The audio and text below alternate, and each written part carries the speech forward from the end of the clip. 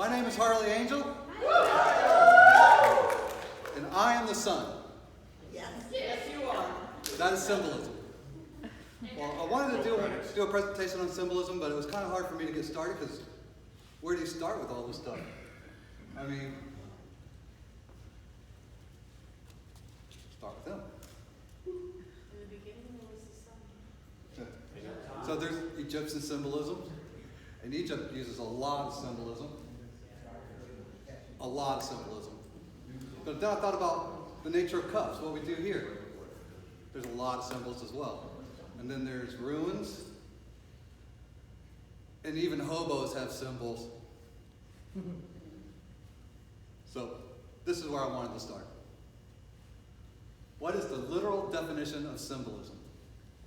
So symbolism is the use of symbols to signify ideas, qualities by giving them symbolic meaning that are different from their literal sense. Symbolism can take different forms. Generally, it's an object replacing another object or representing another object. Basically, it's just one object representing another. We're just playing pretend, right? And if you don't get what I'm saying, this is a gorilla with a stick. Now, this gorilla has figured out if you can take the stick and poke it into ant mounds, pull the stick out, he has a tasty little treat. He's having lunch. But the gorilla can never tell you this is a fork or a spoon. It's not going to happen. So that is an orangutan with a stick. And underneath the caption was, orangutan learns how to spearfish. I don't think he's spearfishing. It looks like he's kind of just splashing in the water. But at any rate, he can never tell you that's the casting net. But the next one, this little fella, he has a stick. And he can do something special with his stick. At any moment, at any given time, this stick can turn into a fire truck. And his stick actually has wheels, it has ladders, he's putting out fires, he's rescuing damsels in distress. Sweet Penelope, purebred, I'm on my way. But that's different from a sign. Symbols are different from signs. And a sign is an object that's letting you know that something's coming up. It's a person, place, or thing, an occurrence that's happening, that's letting you know that a person, place, or thing, an occurrence that's going to happen, it's coming. So when you see a sign, you have an option. Either you go straight forward, back up, turn left or right. And then lastly, I have sigils, which is an awesome way to do signs. But basically, a sigil is the symbolic representation of what you want to see happen in the world. It's the end result. It's like, I am abundant. Squiggly line, which is dot, circle, I'm abundant. So that's right. So we'll go from there. Where does symbolism start? I think symbolism started right here, but this is not symbolism. This is literalism. I think these people literally went on a hunt, they found deer or elk, and they had such a great time they painted the caves of their house. It's awesome. That is symbolism. And me and a mentor went over that for about 20, 30 minutes, and I still don't know what the hell they're trying to say.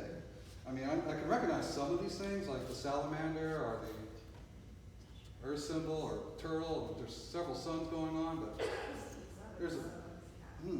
My question is, from the previous slide, Yes. you said it was literalism, but couldn't that just as easily be part of symbolism in the sense that they want to record something which they believe happened in their religion or their faith, so it's symbolically... Well, or they could have recorded it before it happened, you know, some kind of sympathetic magic, you know. It could have been possible, but, you know, it's still literally gonna happen. All right? So over the next couple of frames, I'm gonna take you over the most significant symbols that I have, that are to me, you know what I mean? And this is the Liberty Flame. Actually, it's called the Light of Knowledge, Torch of Knowledge. It takes on many different forms. It goes with Prometheus' torch. Prometheus? All right, he's given knowledge to the people. Also, it's the goddess Kaloum, Columbia Day Pictures. She's the dove. Yep, we see it right here. Every Thursday, you walk by it on the ground outside. It's the same thing. Did I step on a cord? No, that's just dot. Oh, so there's a little light inside us. So there's a little light inside of us that wants to know something new. That's what this flame actually represents. This little dot wants to know how to walk, how to talk. It wants to go to the first grade, even though the first grade is scary and there's going to be big kids there this time. And you have to pass your test for realsies. But that's what's driving you there. You want to learn something new. That's why everybody came here for the first time. They wanted to know something new, and that's what this light represents. And if you don't believe that's inside you, say this. Candle, candle, burning bright, push back now the walls of night. This flame inside us set to glow. Fan it fast and watch it grow. You say it all the time. You know this light's inside you. It's there. I see it. I know it's there. So the next frame is this. It's not fans. What this is the checkerboard design. So I know there's a light inside me. You know there's a light inside you. What are we going to do with this stuff? This is what this is all about. This not only represents black and white, up and down, in and out. Winning the race. Winning the race? It's the game of life. Winning the race. It's the game of life. And if you count, there's 8 squares, 8 squares, 8 squares, 8 squares. The game of life goes on forever. It's infinity. And it's going to get played with or without you. No matter what. It's going to get played. So if you choose to participate in the game of life, you might be able to get a little bit further. If you choose not to participate in the life, you're just a pawn, you're going to get pushed around. Now there's 32 pieces. There's 32 frozen, locked pieces in this game. They're stuck in their patterns. Even the queen, king, if they're not being used properly, they're going to be taken away from you. But all the rest of them are stuck in patterns. 32 locked pieces. Now if there's one more piece left, and that's the master's position right above the board. So there's actually 33 positions. You can be the master of the game. But how do we do this? Next frame. You learn about yourself, and this is an excellent image about how to learn about yourself. Now see the bottom bricks down here? Those represent the foundation of who you are. Who you are is what you say you're going to do, and then you do it. And this is the heavy lifting, heavy moving, almost unbreakable things that are going to happen, or not going to happen. These are things that you definitely are not going to do. And these are things that you're definitely going to do, right? That's the foundation. Now you move these things up by just backing that up by what the things you say. So the next representation is the people that you're at work with or at school with. You're doing the things you say you're going to do, and then you're doing them. That's who you are. And you repeat this process over and over again so you keep going up to light. You're never quite getting there because that's why the capstone's missing. You keep trying to reach for that light by repeating yourself over and over again, doing things that you got to say and saying the things that you got to do. You just do it over and over again because that's who you are, and you keep trying to base yourself up there towards that light, right? So, and then we can come back down again, down the pyramid by watching this. It's like, so you know there's a piece of light up there, and you want to get that information, and you have a little piece of it. So you want to turn that light around and shine it back down the pyramid. And the smaller bricks on top are the individuals that you talk to, that you're getting your sunshine out to, that you're actually persuading. You know, that's the individuals that you're saying that you're going to do something with, and then you do them. And then the second group and the third group are just the larger groups, you know, just people at work, people at school. You say you're going to do something, and then you follow it up by the things you actually do. And you keep going down till you get down to the foundation stones, until you get to the big groups of people, maybe auditoriums one day. You know, the musicians actually share their light to get to the musician spot. People like Kool-Aid right there, he knows who he is. Every day, he just actually goes up and down that pyramid. Every day he says, I'm going to draw something, and he draws it, and he goes up, and then he presents it to somebody. Boom, he goes back down the pyramid again. Simple stuff, right? The path is simple, just narrow, that's all. Next frame. So here's a representation of actually how the mind works with the pyramid. Now, right here is the king's chamber. And what it does is why there's a rainbow going to it, because the king, that gland right there, actually receives information. That's all it does all day long, from how tight your shoes are, whether you like the weather, you know, whether you not like the sound of my voice, it doesn't matter. The king just receives information. Now, all the relative information, like the stuff that you want to know, goes down to the queen, the second part of that, the circle right there. Everything else is just dismayed. So the king doesn't have to do a lot. All he has to do is just receive information. That's it. He doesn't have to do a lot of pushing and pulling. Next frame. You can see this over and over again as above, so below. There's 3 stars there, the 3 pyramids below. That's as above, so below. And then the 3 pyramids below that. It's the next frame, yep. So that's inside. So what's inside happens to you. What happens outside and what happens out in the world. There's the stars above you. So we have a sense of who we are. Now we need strength. And this is an excellent symbol for strength. This is the Arch of Triumph. And it's in France. And the Romans built it there right after they defeated Gaul, rather humiliatingly. I mean, they beat them bad, 77-0. France lost again. But what happened was, well, after the defeat, they put this there, and it's like a symbol of their strength. They can't do anything about it. And if you touch it, if you deface it, we're coming back and we're knocking you down. So, if you really mess up with Rome, they'll just knock down every building in your capital cities and rebuild the architecture.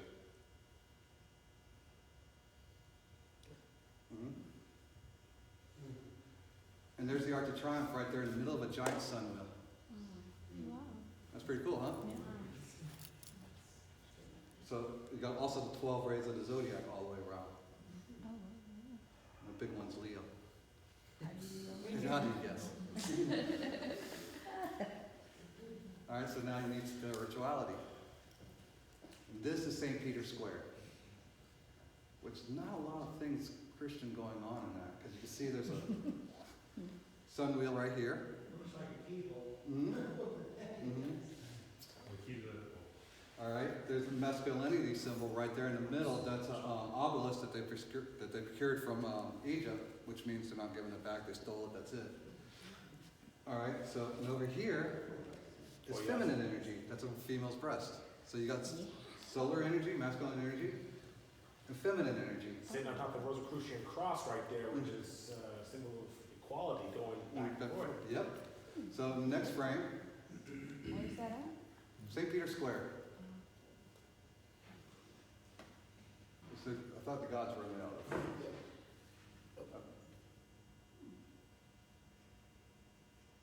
No, we missed it, huh? All right. Sorry. That's okay. Ready for this? So the 7 gods are actually looking over the St. Peter's Square, over the masculine frame, and then into the, what's that called? That's the eastern horizon when the sun comes up. All right. So you get feminine energy and masculine energy working together, which are these guys.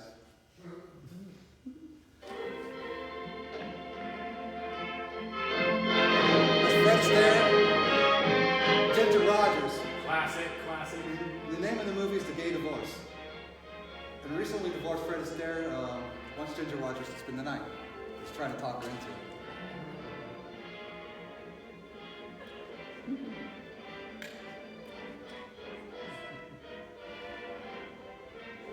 I did a lot of research. This is the combination of feminine and masculine energy.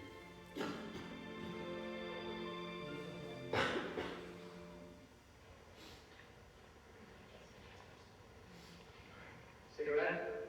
Papa Energy got himself some. So things get surreal after you get that going on. After you get masculine, feminine energy working on it, things get a little surreal, right? This is Salvador Dali.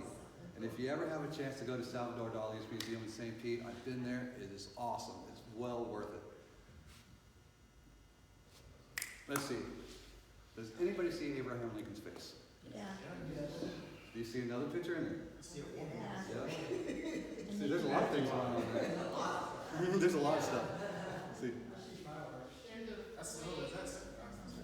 All right, hold on. Yep. So that's as above, so below. You got the big Lincoln, and actually, if you walk outside to about the door right there, you can actually see Abraham Lincoln's face in all the pixels. All right. Yeah, you usually see it from here if you like just stare at it but not blink your eyes, just kind of like focus. All right, so but what Dali had did, he had boasted one night that he had that he could paint any picture in 33 frames or in 33 pixels. So he did this in 32 pixels, and the 33rd pixel is right there on the bottom right. Do you see it? It's clear. He's off the board. I thought she was going to go back there. Can you see Abraham Lincoln's face back there? I do, yeah, it's more clear. It's a lot clearer. All right, but there's also a lot of other things going on, right? You know, there's the flame, you know, the light that's inside of us, feminine energy that's overlooking calm water. Everything's got to be calm for everything to work right. All right, so you got the 33 pixels. You got as above, so below. And right above her head, right there, is my black cube. Yeah, that's what I'm saying, yeah. Do you see it better over here? I see it this way. Yeah. So right above her head is the cube. Oh, you said a black cube? Yeah. Right above her head. Oh, I can see it Well, from the that's spot. kind of in front of. All right, next frame. Yeah, that's what I'm saying. So what that cube represents is the mind.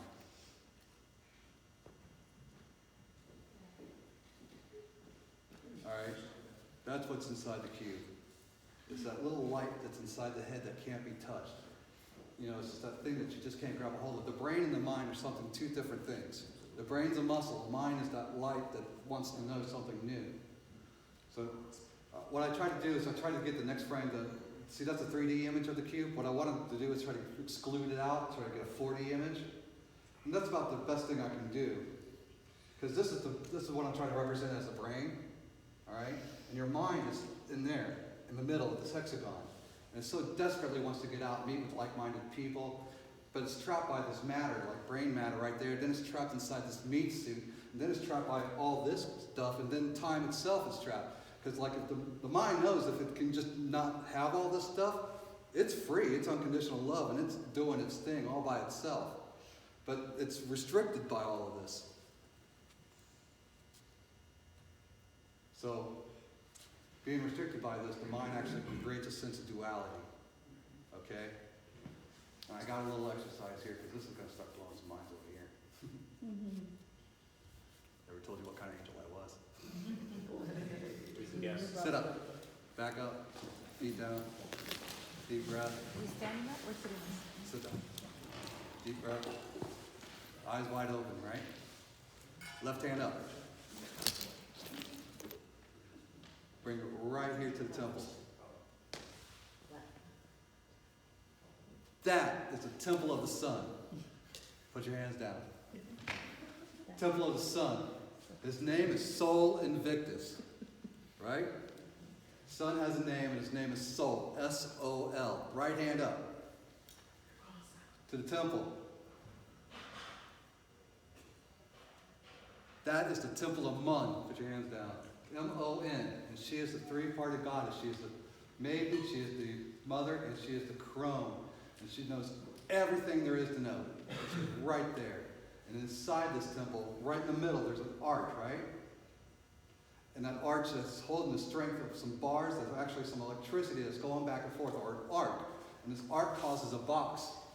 And this box is how you actually talk to the universe with the frames that you make in your mind. You sign the motion to it, you make a frame, it happens. And how do I know this really happens? It's because of this right here. This is the symbolic temple of Solomon.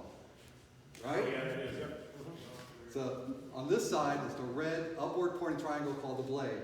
And that's masculine energy. And on this side is blue, the downward pointing triangle, the chalice. And you bring these two together and they form the seal of Solomon. It's good called other things, but we're going to use seal of Solomon for this one, right? And right here in the middle is called a tracing board. Have you ever seen a tracing board before? Some have, some haven't.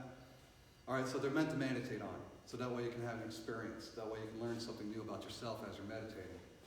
And in this meditation board, this is how they're showing you how to get off the board and into that 33rd position to be the master of the playing game. And I'm going to show you how to do that. Everybody got $100? Nope. Yeah. I'll front it to you. That's okay. All right, so the temple of the sun and the temple of the moon, right? You have tools to get you there. The tools are the temple of the moon, the things that you say. The temple of the sun are the things that you do, the action that you follow through. Together, it's the temple in the middle, the center pillar. You see there's a compass and a square there. There's a compass laying on the floor. I don't think everybody can see it. Yeah, you can see it. So there's a compass and a square there. And together with the compass and the square, the compass makes perfect circles, feminine energy. The square makes straight lines, and you make plans. That's what's laying on the floor right there. So you're making plans to get off the floor, right? So, but everybody's plans are different. I can't get your plans, and you can't get my plans, right? It doesn't work that way. So everybody's plans to get off the floor is a little different. But part of those plans are, see the B right there? You're basing what you're saying of who you are.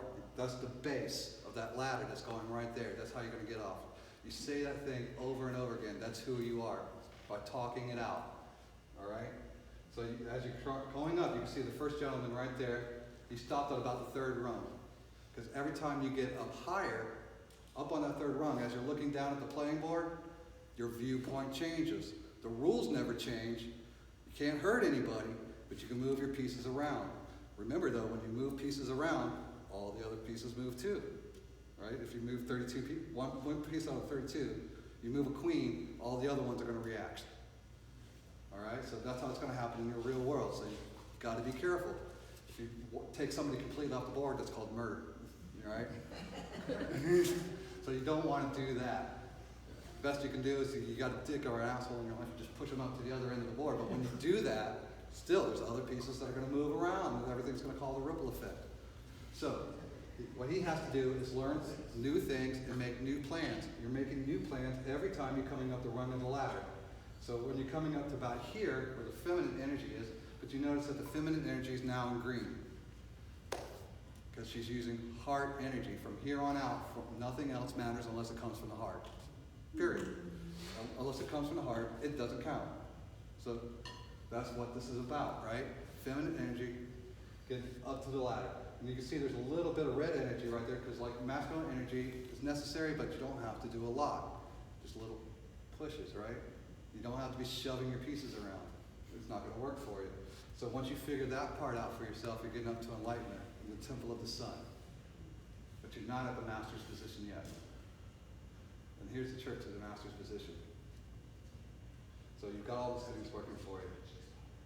But this is a hemisphere.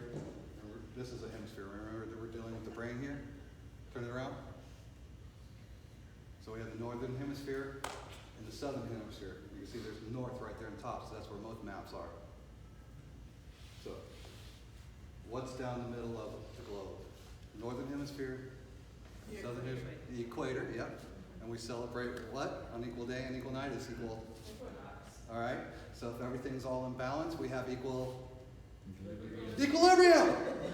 That's it. That's all it is to it. You say what you're saying, you're doing what you're doing, and you have balance all the way through it. All right? And then your world will move a lot easier. Just don't get too involved, because it's only a game. No hard feelings, right? Let's go to the next one. So this gentleman here has two things going for him. Or maybe not. So you can see the representation of the mind right there on top. And then on the left-hand side, his left side of his brain, it has the devil. Behind him has lust. There's death. He's standing on disease. I do believe that's greed and lust, maybe? I don't know. But on the other side, you can see there's an angel with his entire army behind him. There's soldiers ready to go. And there's only a little bit of red energy in the backside. All right, so go ahead, go to the next one. So as you can see, as we're going down, go back one. The angels are standing on a lot of arches, right? Lots of strength. And over here, he's standing on death itself. And as his heart energy, the area in green, he's a horned devil on the one side, and the other side, he's a steady soldier. He's making sense of his world. He knows what's going on inside him, but I don't know which one's going to win, because maybe time will tell. Keep on going down. So here, there's two paths that he can go by. you know, either the path to the left or the path to the right. And we have the light right there again, the thing that wants to know something. All right, so we have the next one.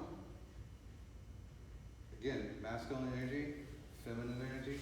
Again, they're not shoving things into place. They're just kind of gently pushing the energies together, right? And just a little bit of solar energy on one side, and just a little bit of masculine and feminine energy on the other side, right? And you can see down there on the bottom, there was a bunch of arches again, showing that it has to say strength, calm waters. You have to hold your emotions together. Go ahead, go to the next one. So we're going to move on to signs. And some signs you just might want to stop at, right? Some signs that you might want to get off at a certain exit before you get there. And some signs just give you direction. All right, hold it right there. Back. So I'm going to share one story with you. See, a couple of weeks ago, right before the gifts exchange, I was asking the universe, am I going in the right directions with the way I do my presentations? How am I doing my stuff? Am I heading in the right direction? I just want a crystal clear, answer. So that night we had the gift exchange, and I didn't have a present. I forgot. But there was 22 people and 24 gifts. And there's 2 gifts left over, and nobody claimed them. So as Donna goes, well, pick up the number in my head, and I'll just give the presents away. I picked the number 8, the number of abundance. I have a crystal clear direction. I know where I'm going with all this. So your psyche isn't my psyche when it comes to signs. When you're asking me questions, you got to be ready for it. You just can't go, oh, I want direction, and then you get one of these and goes, I wonder what that meant. It doesn't work that way. Go to the next one. So, some signs are kind of weird. They work with inside you. You have dreams about wolves for 3 nights straight, and then you meet grandfather for the first time. That's a sign, right? Mm-hmm. So let's go to the next one. So what's the end result? Do we want lots of money? Yeah, I do. It's not that bad. I mean, it's actually quite a good thing. But I see too many people asking it this way. Next one. You're asking for something real quickly and you're taking it out of the universe's hands. Right? What's that actually mean? You can hurt yourself and get a lot of money quickly. Somebody else might get hurt and get a lot of money quickly. Yeah. You go win the lotto too, but it's not earning it. This is what I'm doing now. Is money from good sources. I want to earn it, but I want to earn large amounts. It's not bad. Yeah. Actually, it's pretty good. But once you start learning yourself, you start learning how good sources actually develop around you. All right, so the next one is sigil for love. That's pretty cool because I'm actually in love with the word love itself. It drives Joe nuts. Mm-hmm. So, it's not a bad thing to ask for, especially when you're just asking for love and abundance. Just bring it to me, right? What I see too many people doing is asking for a specific name, right? What if that hunk down the street that you've been actually asking for is actually an alcoholic when he closes that door and he kicks his dog at night? Do you want to hang out with that guy? No, but he looks good during the day. Yeah. Well, what about that girl that lives next door? She's real pretty and stuff. But once you get to know her, she's actually like a black widow. She wraps you up in that web and it's all over. It feels good at first. At first. But I have one more symbol left. Hold on. One more symbol left. And it's the greatest symbol of the universe. It's the best thing ever. It's the largest one. It covers everything all together, right? Okay. And it's this one right here. The next one. It's you. You're the biggest symbol of the universe. You're the ultimate thing that everything has been created. You're it. So, but what are you thinking about? Beauty? Are you being a wicked witch? It's okay to be creepy. I love creepy. I love a good Morticia. Yeah. But what are you really seeing when you're seeing the reflection of yourself? That's the symbol. Are you really seeing the true you? Grandfather. Mm-hmm. Stop right there for a second. As for me, I'm going to do something a little different. You know that capstone? I'm going to let my capstone fall. So that way the light can shine. My name is Harley Angel, and that's Symbols.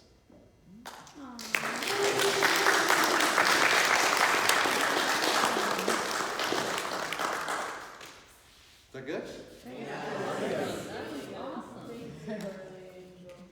You're welcome. Copies of different symbols, that would be great. Sure. Actually,